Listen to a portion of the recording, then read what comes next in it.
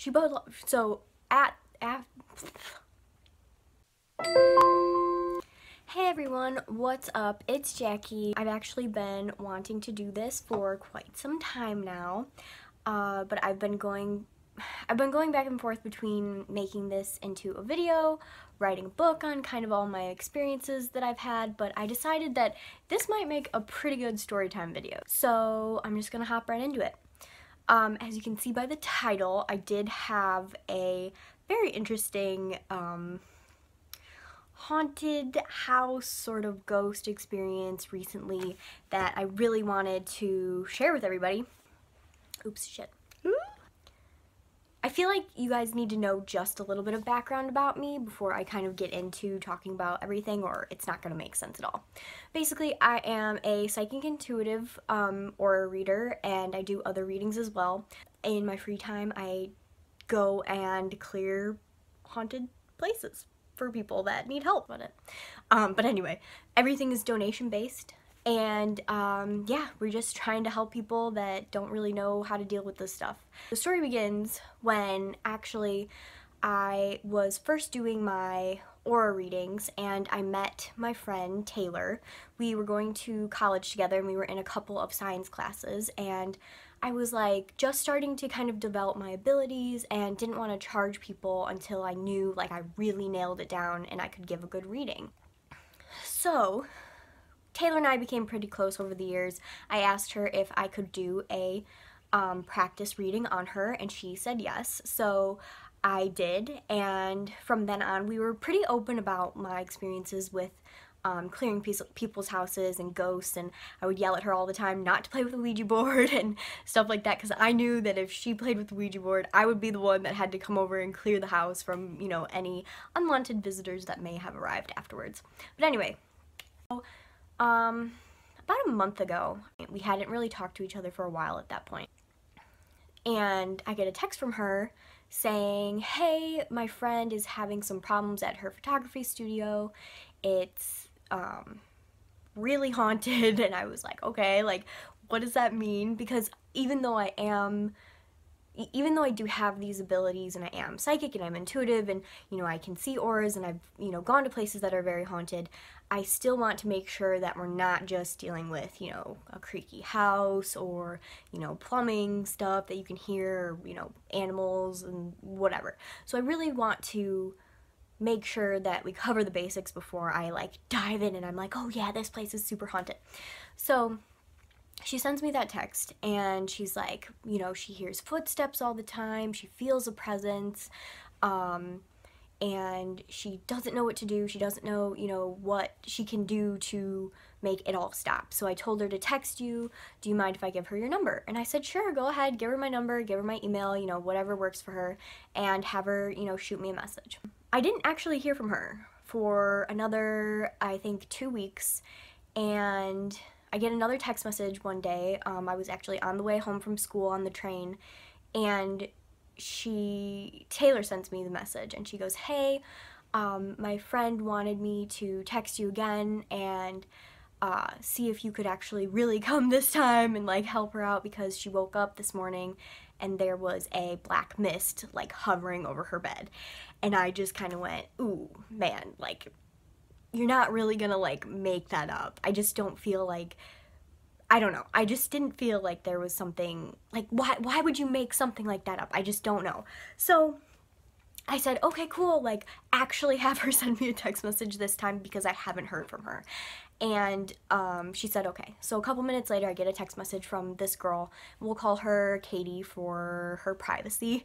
So Katie sends me a text message and she says, hey, Taylor gave me your number and I just wanted to shoot you a text message. You know, we've been having so much activity over at the studio and stuff has been following me home, and now I'm waking up with scratches and there's these, you know, mists above my bed and then they disappear, and it's just, she was like, it's so draining, can you help? And I said, sure, let me, and she was like, send me how much money it is, and like, I'm sure she was expecting it to be, you know, astronomical, because when people do this sort of stuff and they're, you know, scamming and stuff like that, not saying that everybody that charges a lot of money is a scam, that's absolutely not true. Some people charge a lot of money because they have a limited amount of time, or they only want serious clients. You know, they don't want people that are like, oh yeah, like we hear footsteps, but like there's no actual like ghost or like spirit activity. Anyway, just a side note.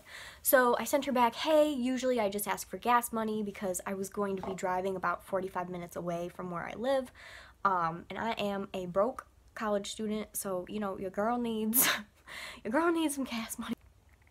I said, I just, you know, need gas money. Can you send me a couple of pictures of anything that you've experienced, pictures of the scratches, you know, any videos or anything that you've captured about the activity, and then also send me a picture of the inside of the studio and the outside of the studio. She actually didn't end up sending me a picture of the outside of the studio, but I asked for the pictures of the inside of the studio because I can kind of remotely check and see like what sort of spirits we're dealing with, and I thought it would be a good idea to, you know, do that before I just like walked right in and was like, hey demons, like what up?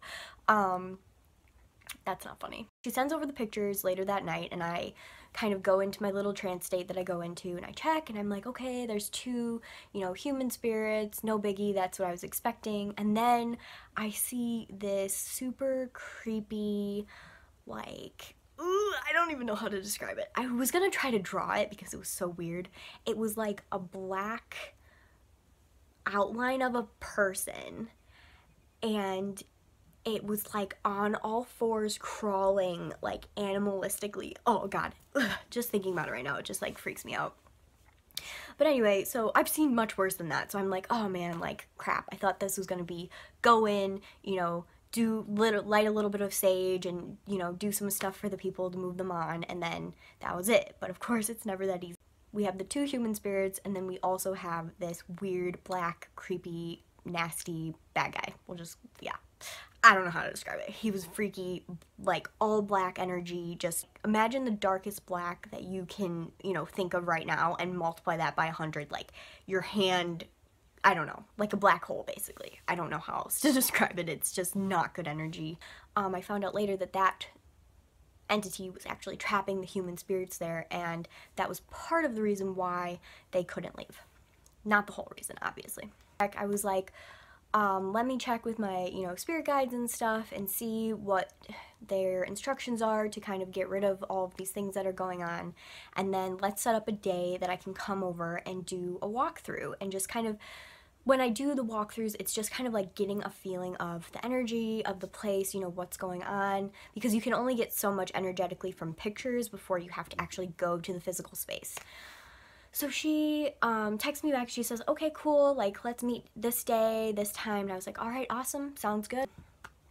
So the day arrived when I was supposed to go and meet her, and I did not sleep. I was so scared. I was so freaking scared, I don't even know if I can describe it to you, because even if you've done this 100 times, like, you still really don't know what you're walking into until you're actually at the property and you're finally like around the actual energy. And I have a lot of faith in my spirit guides and stuff like that, and you know, all of the spirits that I work with, but I still, man, that thing creeped me out so bad. I was like freaking out. So I didn't sleep that night. I was a cranky girl when I woke up the next day. I packed up all my stuff that I was gonna bring. I had instructions written from my spirit guides. I did like a deep meditative kind of trance thing, got the instructions. They were very thorough and very specific, so I was like, all right. So I drive 45 minutes to this town that is very old, near where I live, and it's in the middle of nowhere. And when I say nowhere, I really mean nowhere, because we're in Indiana, so like, so I pull up to this house, and I swear it was straight out of Amityville Horror. If I can, I'm gonna insert a picture of it here.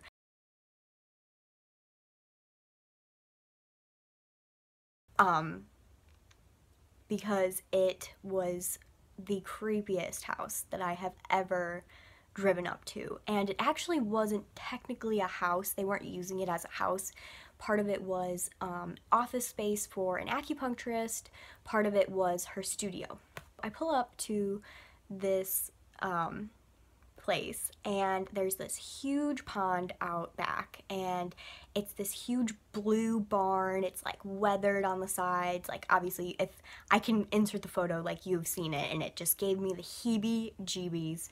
There's this huge like windmill thing. It just, ugh, I hated it. So she wasn't there yet. Katie wasn't there yet. So I waited in my car. And at that point I was in sort of my state that I kind of get in before I go clear houses and stuff like that. I get into sort of a trance state when I go and clear houses because it's part of my energetic like defense mechanism, so I don't take any of the energy with me once I leave. If you guys want a video on that, maybe I'll talk about that. So I am in my car, just kind of chilling. It started raining. It was really gross outside. It was so creepy with like the clouds overhead, and there was a little bit of rain. It was just like, and I'm sitting in my car in this kind of trance state, sort of like going through the game plan in my head, and in my mind's eye, I see two kids walk out of the pond in the back towards me, and I go, oh my God, like two dead children. So as I'm seeing these two kids come out of the pond, this big pond in the back, she actually pulls up and parks next to me. So I get out of the car, I say hi, you know, we introduce ourselves, and she is visibly terrified to be going into this studio. And I didn't blame her, because if she had been dealing with what I think that, like, what I had thought that she was dealing with, I wouldn't want to be in there by myself either. So we walk into the barn, and immediately it just energetically feels like I'm walking through mud. Like walking through heavy, dense energy, very stagnant, very heavy. It had never been cleared, I'm sure, of energetically, so everything residual was still left around. Emotional stuff, I was feeling tons of different things.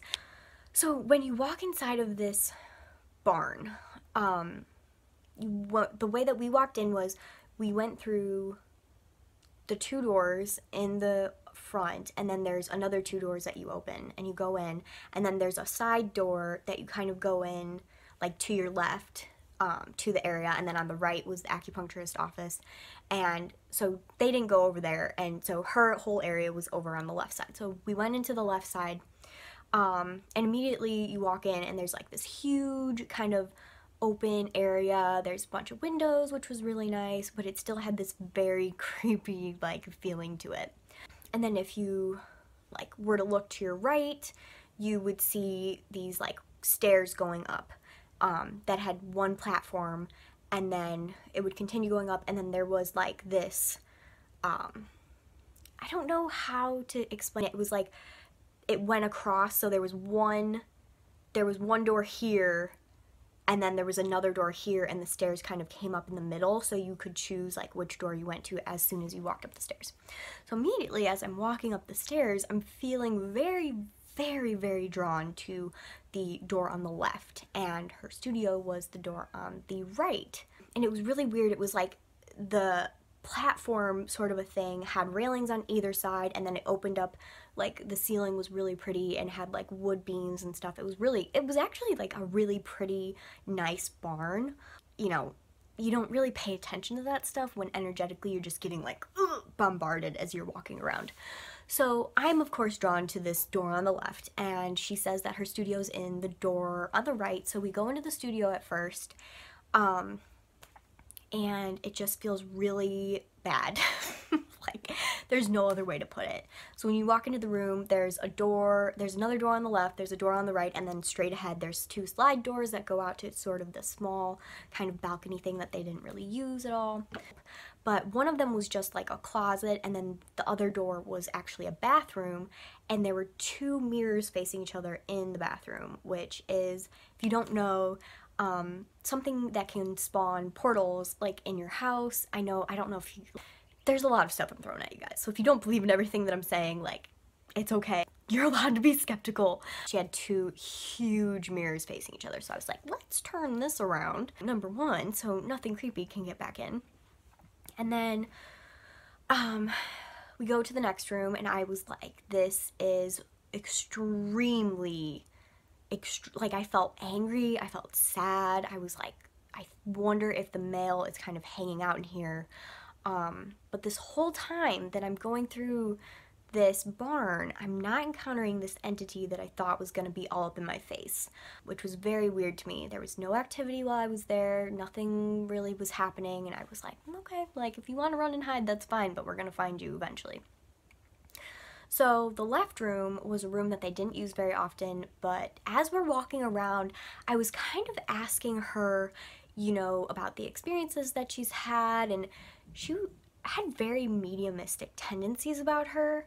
So I started asking about, like, her childhood. I was like, well, did you have any, like, experiences when you were younger that you kind of brushed off or that you didn't really take seriously? And she was like, oh yeah, like, ghosts would come in and sit on my bed when I was a kid, but, like, my parents would tell me to brush off and that it was nothing, you know, it wasn't real. And I was just like, you know, that's, like, not, like, normal people, like, don't experience stuff like that, right? And she was like, oh, like, yeah, I guess. Like, so she has mediumistic tendencies and she's very empathic. Empaths are able to feel things energetically. So everything that I was able to feel in that space, she could also feel. But I think that when we don't have confirmation from somebody that's been doing this work for a long time, we can kind of second guess ourselves or doubt that what we're feeling is real or whatever. So I think as I'm going through and I'm giving her all of this validation, she's kind of having the realization that she's not making any of this stuff up and that it is really happening. And she's also kind of telling me things about this male spirit that I didn't tell her. When I go into my trance state before I visit a location, I try to get as much information on the individual spirits that are in the house before I go, so I know who I'm going to be, you know, talking to, dealing with, you know, stuff like that. So when I was doing that, I picked up on a female spirit in her 40s, maybe like late 30s, early 40s, and then I was picking up on a male spirit that was in his 50s, like late 50s, early 60s, pretty grumpy, pretty farmer, you know, hard worker, kind of out in the field, kind of had like a cowboy hat sort of thing going on, just like very much like a working man, and just so grumpy and angry and sad. And I didn't really know why yet because I hadn't been able to kind of make a connection with him like I knew I was going to be once I was on the physical property.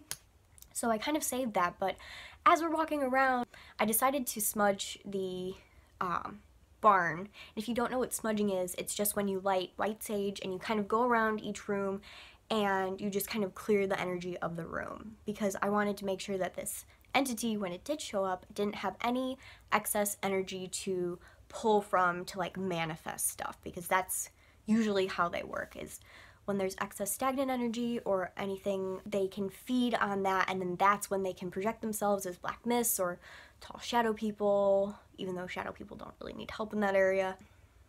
You know, orbs, stuff like that, making stuff move. That's kind of how they do it. They like feed off that energy and then they can project it into the environment.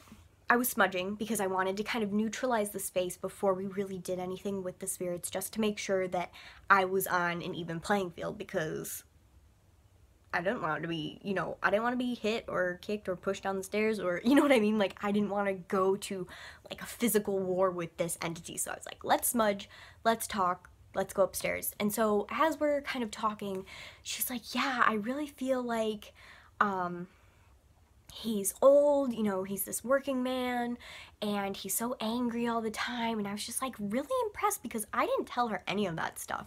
It was all stuff that she was intuitively picking up on herself. She just had this natural ability to, you know, feel out the space and feel out the spirit. They had grown pretty close, I believe. And she was saying that she would hear stomping, she was hearing, you know, doors would close or open, and there was the one room that I was really drawn to on the left-hand side that after they locked up for the night, and like turned all the lights off and everything, they would be getting ready to leave and they'd see those lights on in that room. So I believe that he was hanging out there. I think that that was his kind of space where he felt the most safe in that house. I'm almost wondering if it might have been his bedroom or the place that he spent the most time. I'm not really sure. But I was very impressed that she was picking up on all this stuff kind of intuitively without me even mentioning it. I didn't even tell her. I just said 2 spirits, 1 male, 1 female, and this weird, like, non-human entity thing that we gotta get rid of. She was like, okay. And then she was telling me about this man who was the main spirit. Though the female spirit was there, she was not as loud as this man was, because he just had a lot of anger and sadness that we still hadn't quite figured out yet. I had also picked up that he had died somehow related to a shotgun. I kind of just assumed that it was suicide, the way that it was feeling, but I hadn't had any confirmation about that yet, so I didn't tell her.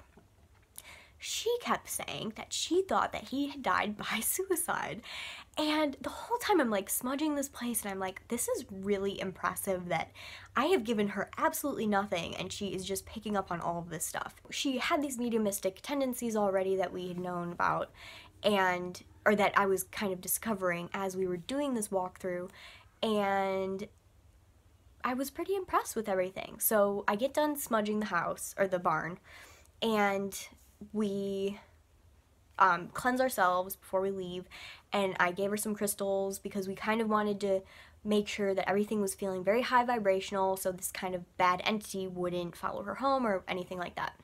The entity didn't show up the first day that I was there. But as we were leaving, we turned off all the lights, we got into our cars, and the lights in that room were on. Like, I watched her lock the door after we had turned the lights off in the bathroom, in the closet, and in the main room. And she locked the door, and she locked the door to her studio, and we went downstairs, we got into our cars, and the lights were on. She was really scared. When we were leaving, she was like, I'm scared that, more activity's gonna happen at the house, like what if we pissed it off, all of this stuff. So that's part of the reason why I gave her those protective crystals, and that's part of the reason why we cleansed ourselves before we left. And we leave. I'm supposed to come back the next day and pass the 2 spirits on and get rid of the entity, but I just wanted to do the walkthrough on the first day to kind of get a feeling for the space and everything.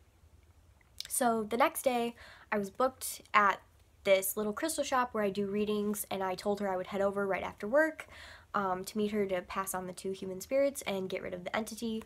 So after my day of work, I headed out there and I parked, and her car was there, and she wasn't in her car, and she was inside by herself, and I was like, whoa, like that is huge, because she was so terrified to be in there alone, because the doors would move and there would be stomping and you could hear them going up and down the stairs, and she could hear whispering.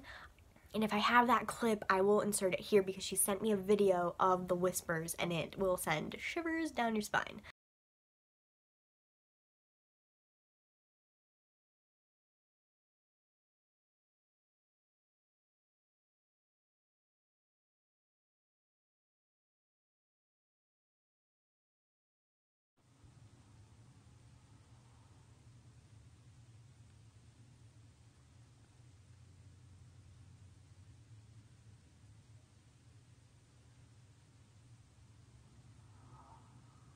But anyway, I go in and I'm like, hey, like, wow, and the entire place felt completely different. And that was after, like, doing 1 round of just burning sage, and you just, like, all of the residual energy was completely gone. It was amazing. And it just felt lighter, and it felt like you could actually look at the house, or the barn, and, like, see the barn and not see, like, the negative energy attached to it. Like, it didn't feel so Amityville to me. So I went through, I smudged it 1 more time. I got ready to pass the human spirit on, because I felt like that was gonna be the easiest part of the whole process. As soon as I smudged, the female spirit actually just left, because she was ready to be done with it. I put a barrier up, actually, to keep the entity out, so they were kind of separated, and the entity could no longer keep them, like, trapped in this space. So she immediately left, because she was like, I'm done, I'm out, like, I didn't want to be here in the first place.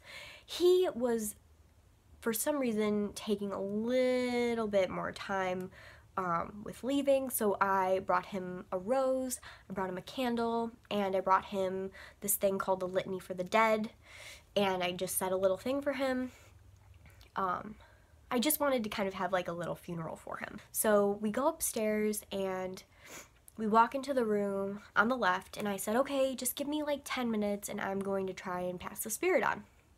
And she said, okay. So she goes across the hall, or the rail or whatever, and she's hanging out in the studio, and I light the candle, I say the Litany for the Dead, and I put the rose down, and then I was like, all right, you have to leave.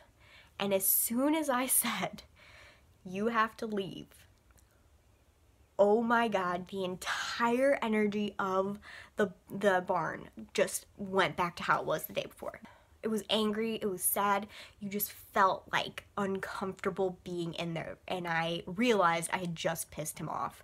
So she actually felt it, and she came back in, and, because I didn't say it out loud, like, so she comes back into the room that I'm in, and she goes, oh my God, did you feel that? And I was like, pretty sure I'm the one that caused that, because I told him he had to go, and you could feel him pacing back and forth across the rails, like pissed that I was trying to get him to leave.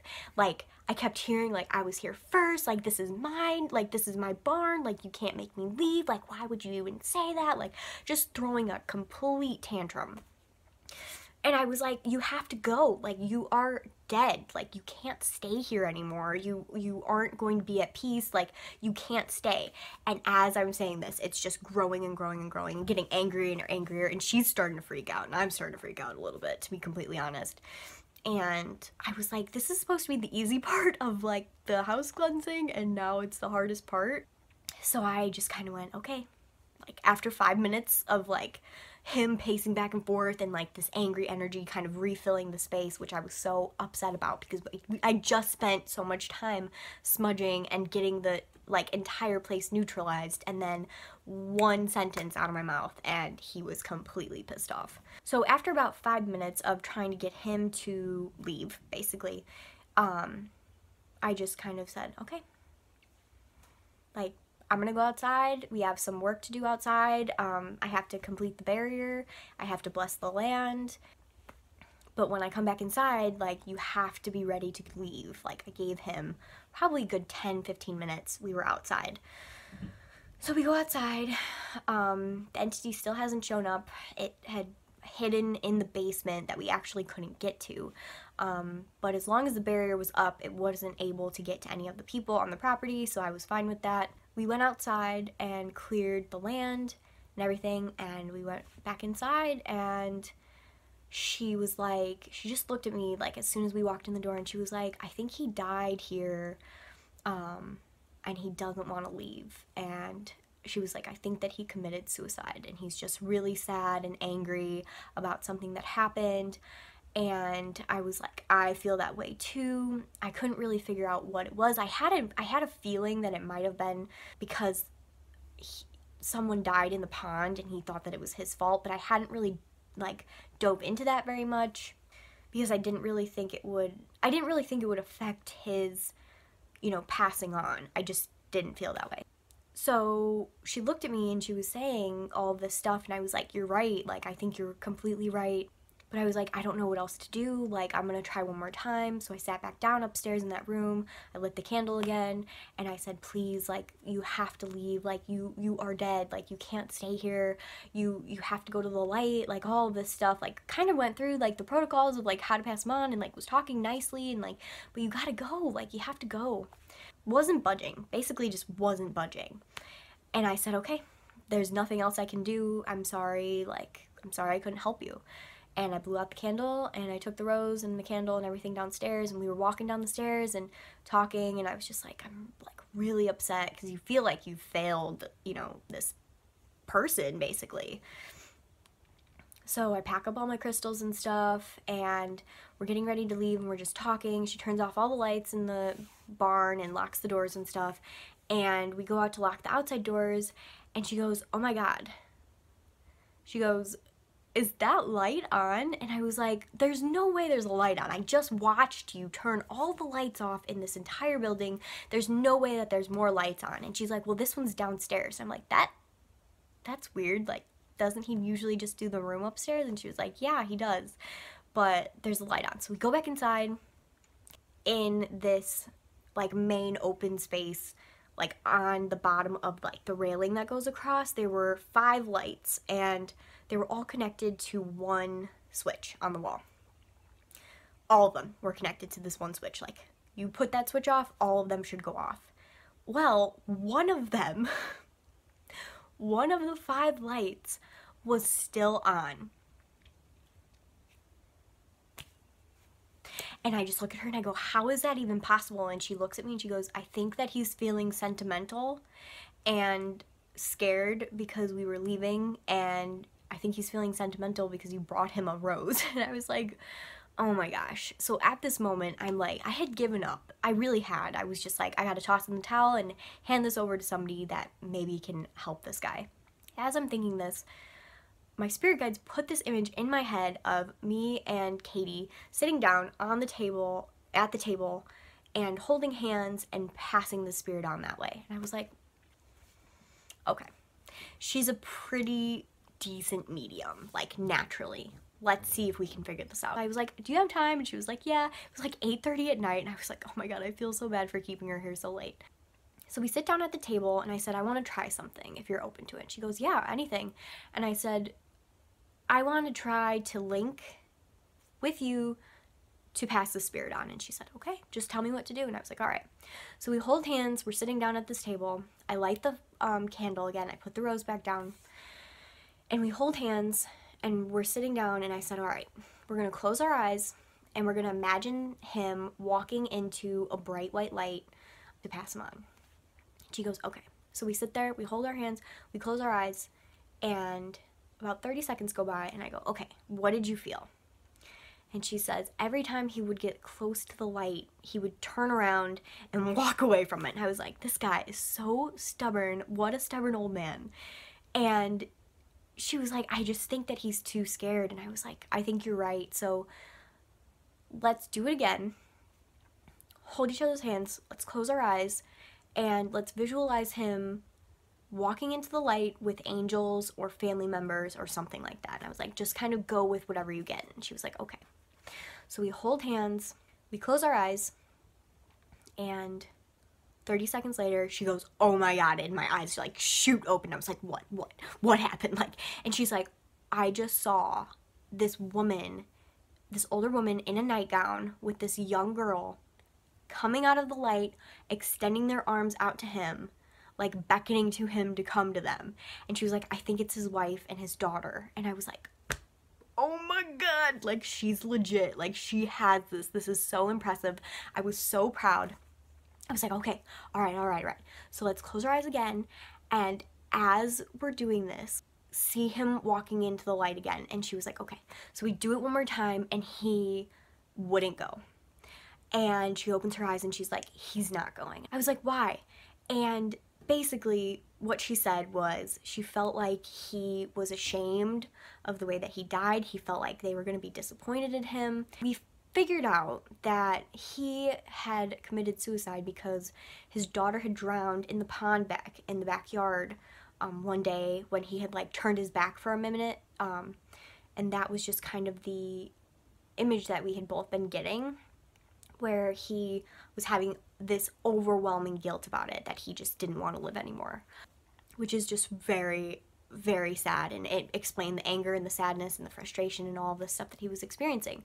We gotta do something. So she turns on her sass to like level 100. Like, she goes in on him and she's like, listen, like, you committed suicide to escape this pain and you're stuck here now, and so you have to relive this pain every day that you're here. Like, why are you staying here? The best, most peaceful place that you can be right now is on the other side. Like, just go. Like, what are you waiting for? Like, they forgive you, they don't care, like, they just want to be with you and love you, and like, there's so much unconditional love. And she was just like ranting to him, just like giving him some hard love, because I think that's what he kind of needed. And once we felt that the energy had kind of settled, close our eyes and hold hands again. And I was like, all right, one more time, let's do it, like, we got this. And about 30 seconds pass, and she opens her eyes and she goes, "Oh my God." And I was like, "What?" And she was like, "He lit a cigar, tilted his hat at us, and walked into the light." I just started freaking bawling. I was crying. I was so proud of her. I was so happy that we helped this man. I was so just like overjoyed about the entire situation. Like, she had just had a safe space to open up to her abilities. She helped a spirit. It was amazing. She was on cloud nine. I was on cloud nine. I couldn't stop talking about it. My poor boyfriend for the rest of the night. I was just like ranting. I was like, "I'm so proud of her. Like, she did such a good job. Like, oh my God." And I was just so proud of her and felt so happy I could give her this safe space to open up to her abilities and she could help the spirit.